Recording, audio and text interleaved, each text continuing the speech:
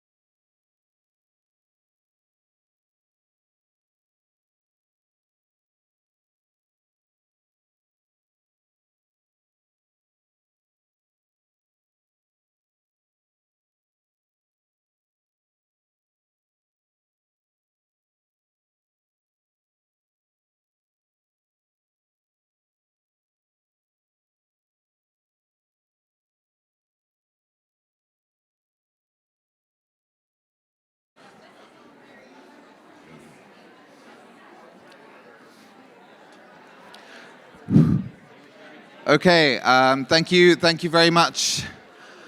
Hi, if we could all please get seated, we're about to start the next session. Integrating biodiversity risk into financial decision making. We have some space at the front, so if you can't find space at the back, please do move to the front. Okay, great. Romy, do you want to come on stage?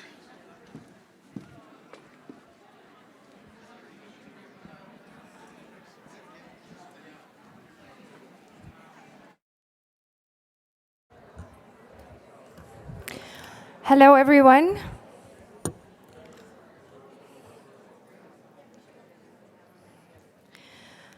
Good afternoon. It's great to see such a well-filled ballroom for this afternoon session.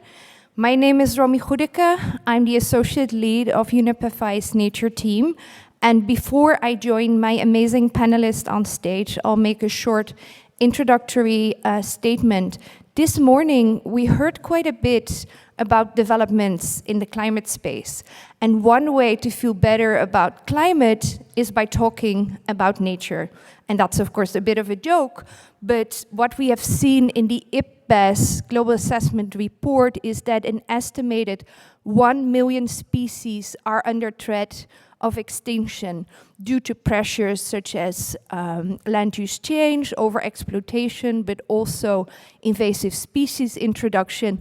And this is due to human causes. The WWF's Living Planet report again showed that we've lost nearly 70% of the populations of vertebrates since 1970. And then the last figure I want to use, which boggles me, is that if we look at mammal biomass, 96% of that is us humans and livestock that we like to consume.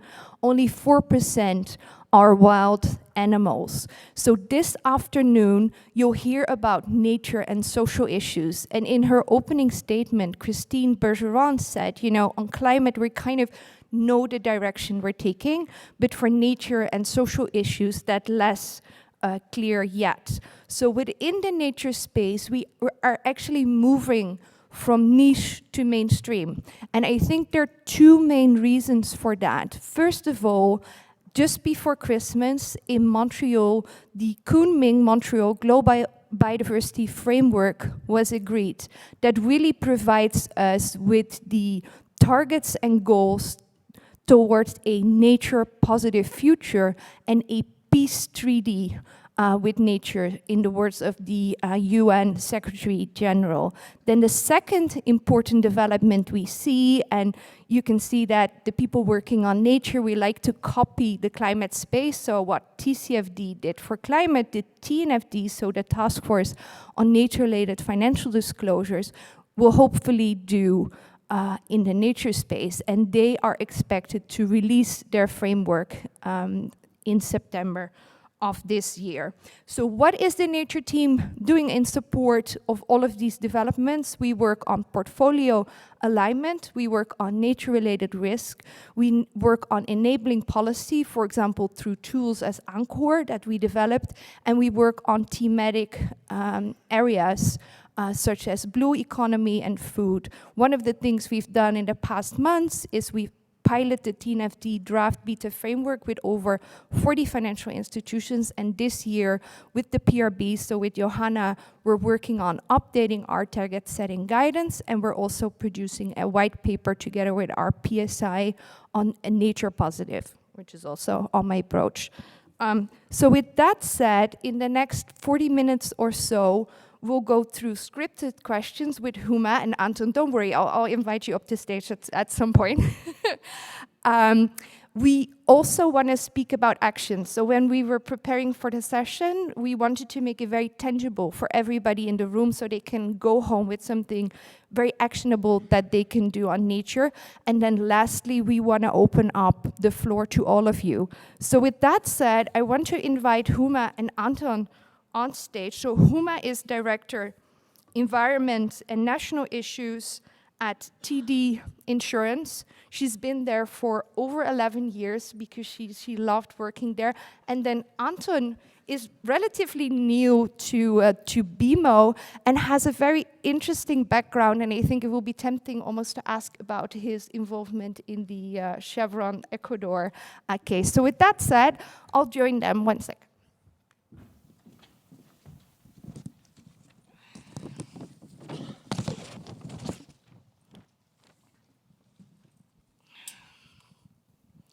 So as a warm-up question, I want to go to both Huma and Anton to speak about COP15, which happened to take place in Montreal, and speak about in what way has the GBF influenced your organization, and how are you already working on implementing the framework within your own organizations? Did you want me to? All right. We just spent a long time getting to know each other. So thanks, Romy, for that great introduction. And yes, I do enjoy working at TD. One of the reasons that I've been here for 11 years is because I get to work on things that we're working on now. So it's one of the great reasons to work at TD. So plug if anyone's job hunting. COP15 was a great experience. I think some of my colleagues who are in the room and others were fortunate enough to attend. I spent some time in the negotiation room actually when the goal about reporting was being discussed. Target 15. Yes, Target 15. And that it was really interesting to hear the debate about whether reporting should be recommended or required. That went on, I think, throughout until the very end. For us, risk assessment is, bread and butter for an insurance company. It's something that we do every day, all the time. I think public reporting is less of a focus for us as an organization, though something that we appreciate. We understand the need for accountability measures like public reporting, which is why we participated in the UN-led TCFD pilot, along with industry. It gives you an opportunity to shape industry standards, but also to lend direction to what will eventually become regulatory requirements here in Canada and elsewhere in the world.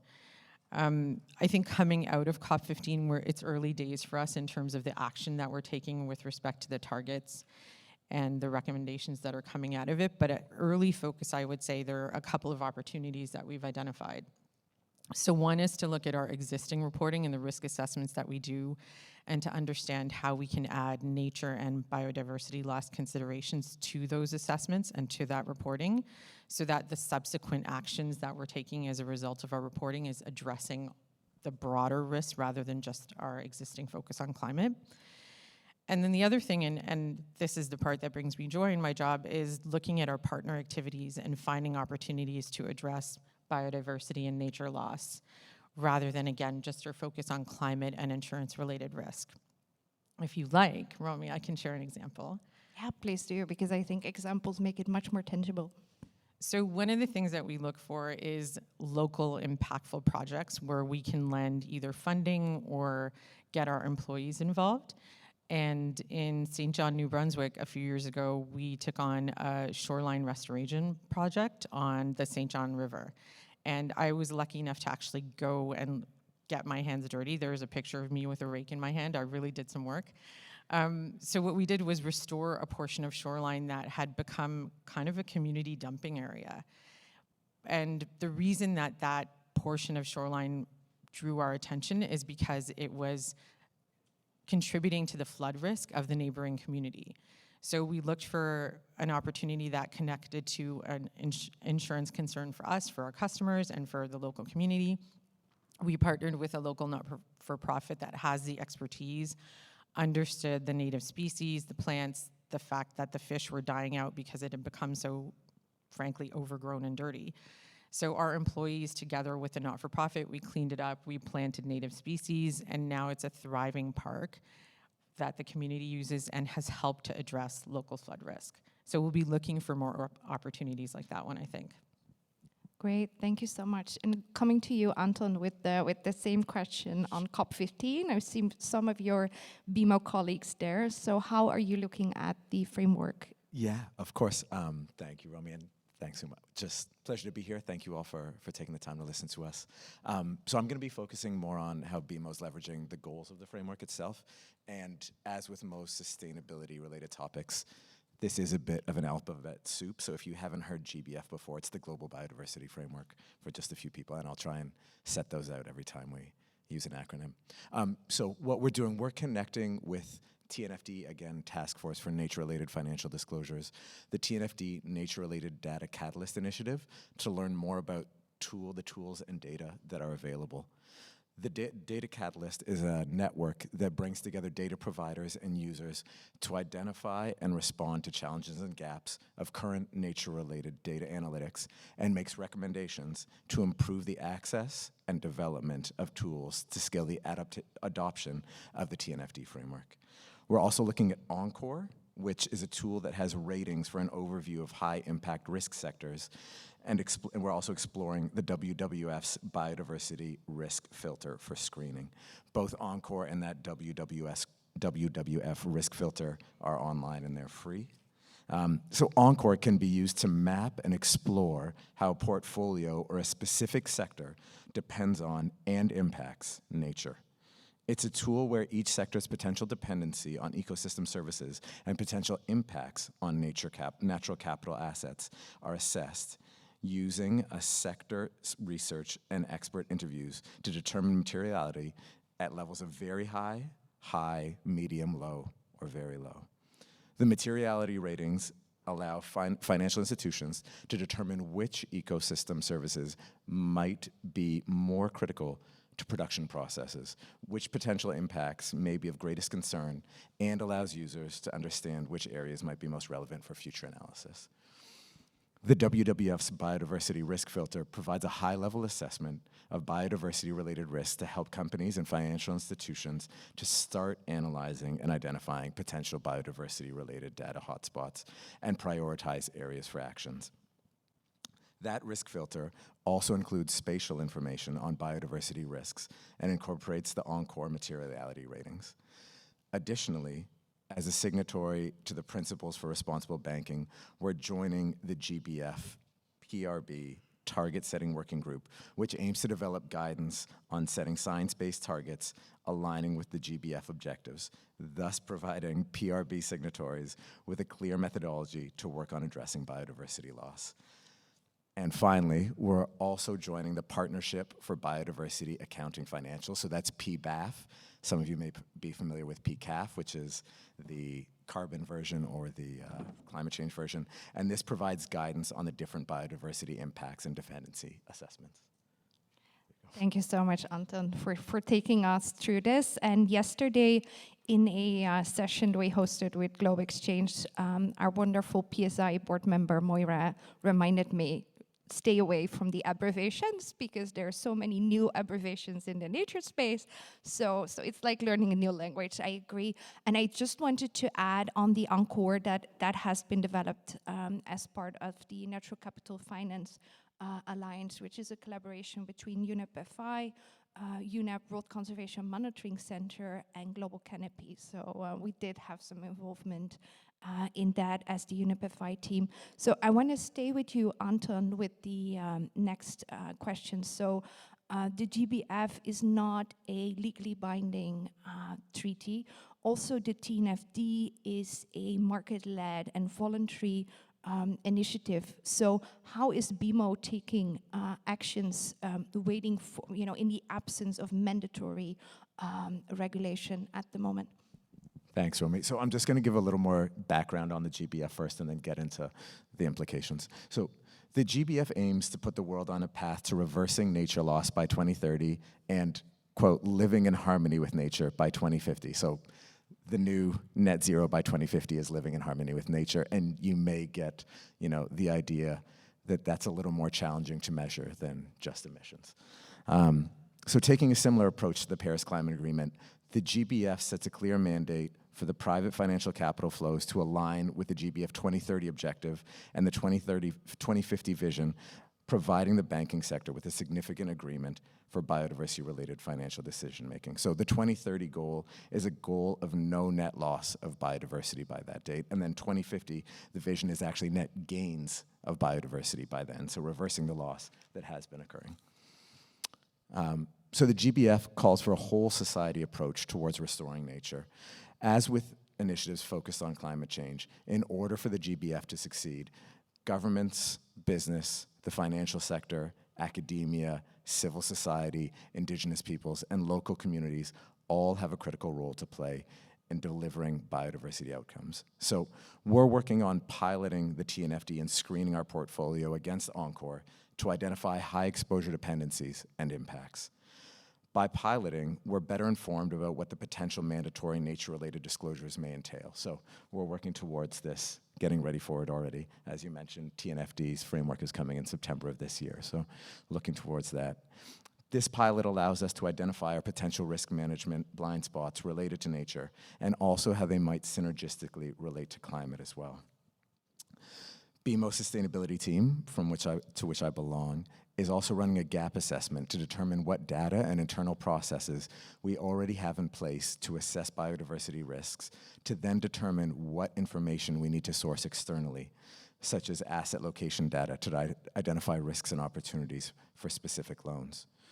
Another outcome of running the pilot is to help us determine what capabilities are required and what supporting data infrastructure is needed. We understand that it will take time to build capacity and prepare for TNFD biodiversity, So we've all heard of the climate journey. There's now reference to a biodiversity journey, so there are a lot of parallels between climate and biodiversity continuing to emerge. The pilot will also help us identify areas for feedback before the final TNFD framework is released in September.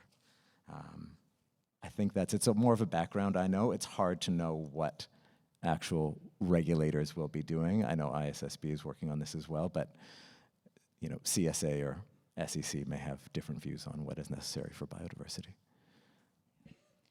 So maybe just to add from our side that one of the things we're working on today is also a study that's kind of exploring, what is the state of regulatory developments, and what we've seen with TCFD is that it moved from voluntary to mandatory in parts of the world. So will that happen for TNFD as well? So that's one of the publications we're working on in the next months. So I want to come to you, Huma. One of the things we discussed during our indeed long and nice introduction was that you're looking into how are you incorporating nature within your existing risk and disclosure frameworks.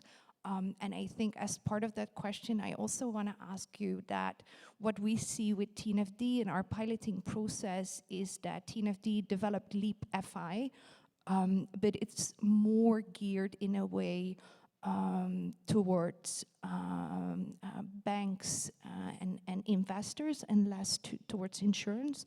So do you think TNFD is granular enough for an insurance company like TD Insurance? So the short answer, I think, is that we don't know yet. But I think we need to take a couple of steps back, though I realize that we're working with a sense of urgency and we're on the doomsday clock, really. But I think that, we're looking at our risk assessments, we're trying to understand how we expand them, but we do have concerns about additional frameworks, additional reporting requirements that are sort of layering one on top of the other. I think everyone in this room is passionate about protecting the planet, but I think I can speak for everyone when I say that no one's excited about another framework and another reporting requirement. So we need to talk about how we're doing these things as an industry. I mentioned earlier that we participated in the UN-led TCFD pilot, which was a great experience. It gave us a lot of learning and a lot that we could take away and then work to incorporate within our own organization. But it wasn't just plug and play, because when you're sitting at a table with competitors, though we are much more cooperative and collaborative in this space, which is fantastic, there's still some things that are proprietary that you're not going to share about how you conduct your internal risk assessments. So what you walk away with from a pilot is not necessarily something that you can just plug in and run with. So though I'm hopeful that there will be a TNFD pilot of some sort, I also have concerns about how will we fit that in with the work that we're already doing with TCFD. I don't want us to get into a situation, and I'm not just speaking for TD Insurance, but industry-wide, where we have fatigue with respect to requirements and reporting, and we're getting beyond identifying risks and addressing them, because that's really what's at the heart of this. So I think I went in a bit of a circle to answer your question, but That's fine. you know, we're excited to do more. Everyone's dedicated, everyone's passionate, but I want to make sure that we're coordinating and working together in a way that what we have are guidelines that will help drive us to action and not just leave us struggling to implement another framework. No, I think that's very fair, and I think it's also, it shouldn't be an additional layer, but it should be giving you more granularity in the assessment that you're making already. And I joined UNEP to work on TNFD before it was officially launched. And one of the things we would often joke about was, you know, if we would have a time machine, we would go back and we'd set up a combined TCFD, TNFD. But, you know, we don't. So given that reality, the two tracks need to come together in the near future. But I think that's a very valid point. Do you want to add, Anton, also on your TNFD journey? Because otherwise we'll move to the next topic. Yeah, no, I think Huma captured it just about. I should add, though, that the TNFD, I think one of their stated goals is alignment with ISSB recommendations and looking at what industry is doing already. So I do have some hope. I don't want to sound all doom and gloom, but I still have that concern about layers upon layers of requirements. No, I think that's fair, and it's also one of the ISSB announcement that came out of Montreal. You know, we have the framework that came out of Montreal, but also the announcement that they're looking beyond climate into biodiversity and just transition, which is great. So we spoke quite a lot about Target 15, and you probably didn't notice it, but we did. And I think I want to now move to one of the other targets of the GBF, which is Target 19, which speaks to closing the global biodiversity funding gap through, so it's about 200 billion estimated per year to blended finance solutions. So I think you spoke about it a little bit already, but could you expand a little bit on how you are investing into nature-based solutions? Sure. We're at the start of what I hope is going to be not a long journey, but a short and impactful one. Part of our challenge, I think, is understanding where we operate in this space as a personal lines insurer in Canada. What are the things that we can do that are meaningful and impactful and that maintain our connection to insurance risk, that are making a difference in the lives of our customers and the people that we insure? We know already a lot about climate risk, and we think enough about how biodiversity and nature loss connect to climate-related risk and that they are really intertwined. We need to look for more opportunities to do things that are meaningful and impactful, and we can do that by, you know, making financial contributions. TD has a foundation that we support. We work on projects like the one that I talked about earlier ourselves as TD Insurance. But I think what's going to happen here is that we'll need to rely on the guidance of experts who know more about biodiversity and nature loss than we do. Climate risk has been a topic of discussion at insurers long before we were having conversations like this one about climate risk. So we feel, you know, we're really grounded in that knowledge, and we can make the choices about what are the projects, where is it important, where should we spend our money, where should we direct our efforts. I feel that we're a little less confident with respect to nature and biodiversity loss. So I think we will look to experts to help guide our efforts so that we're not wasting time. Because I think in this space, we can all agree we don't have time for a learning curve. We have to make it as steep as we can, as quick as we can, and move to action fast. There's the will, certainly at TD, across TD, not just at TD Insurance. We just need to know that we're going in the right direction before we forge ahead.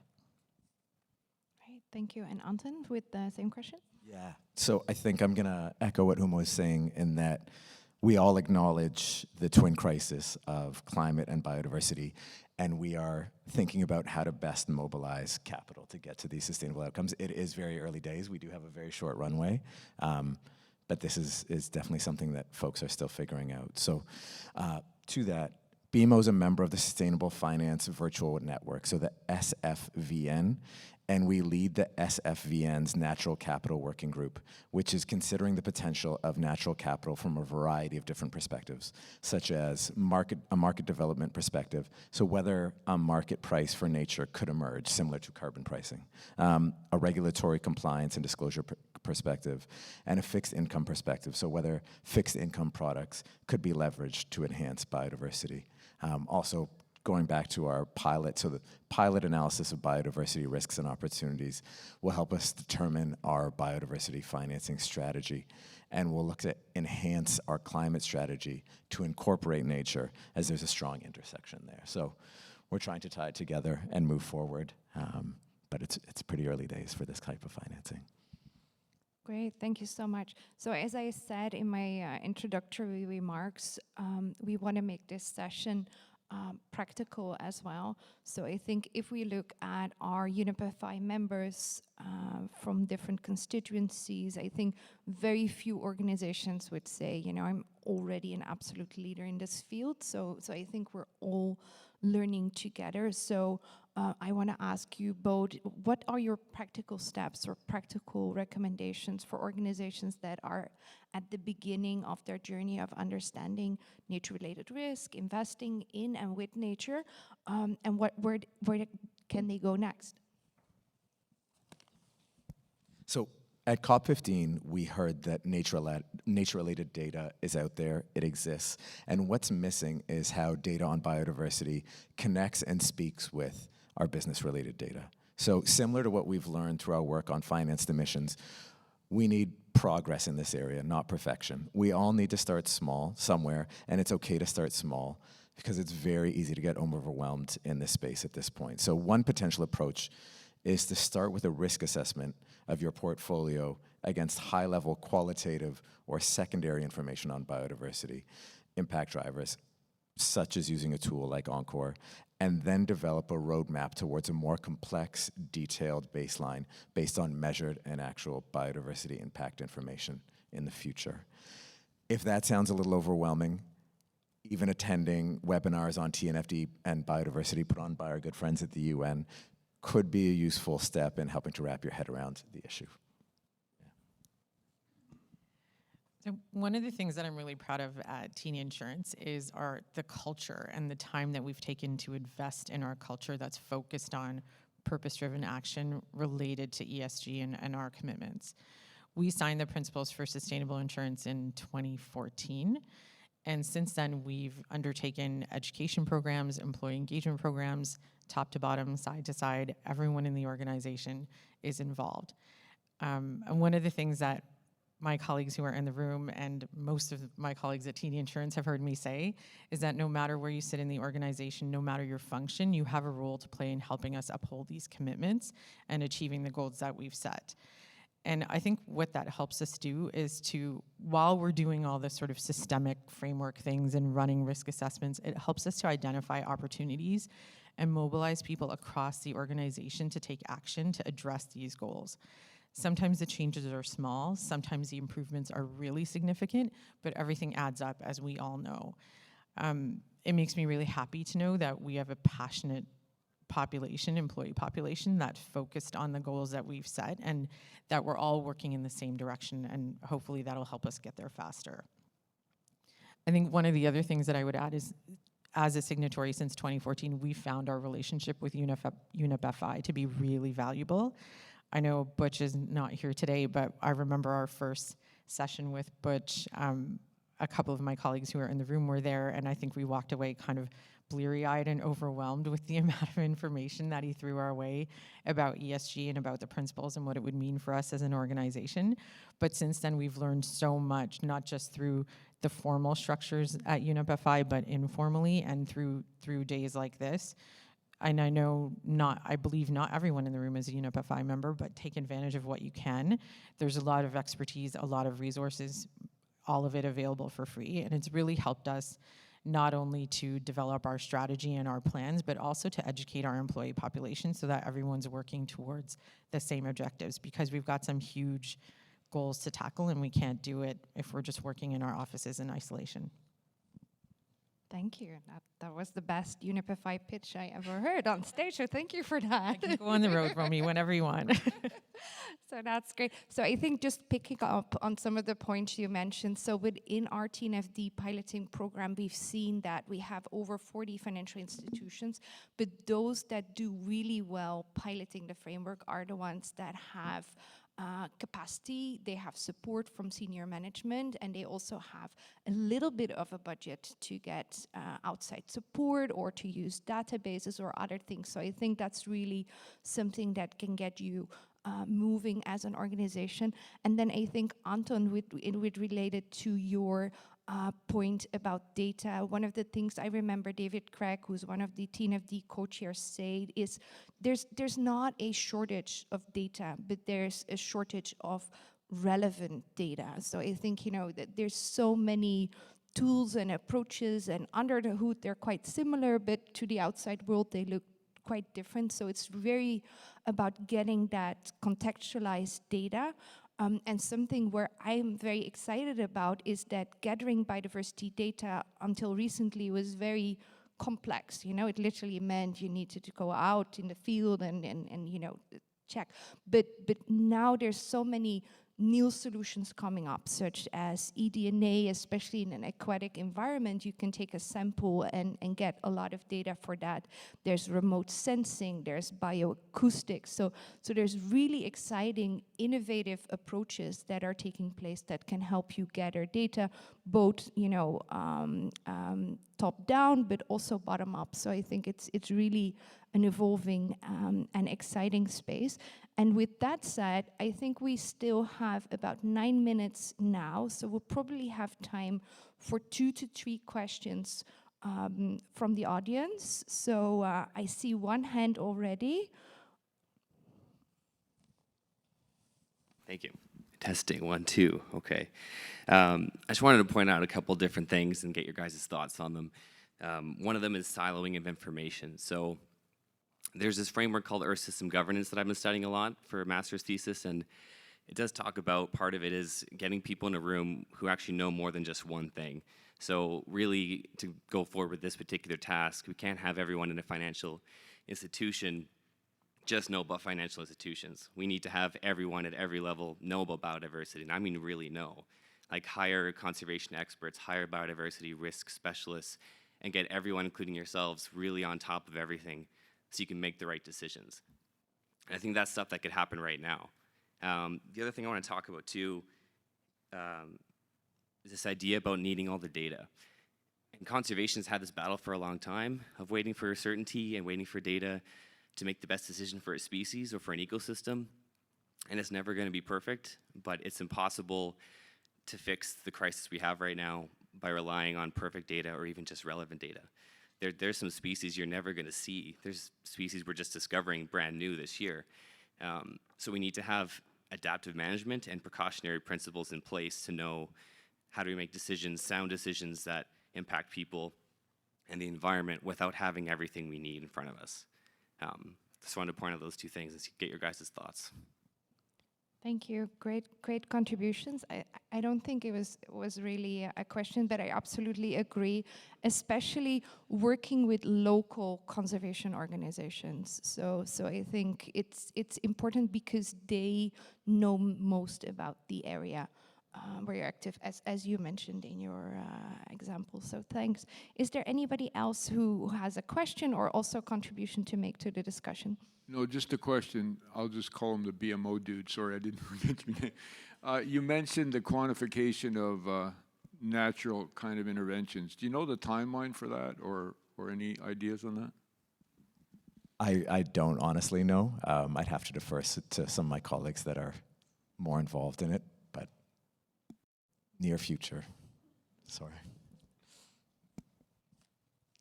Great. Anybody else who has a question or wants to make a contribution to the discussion?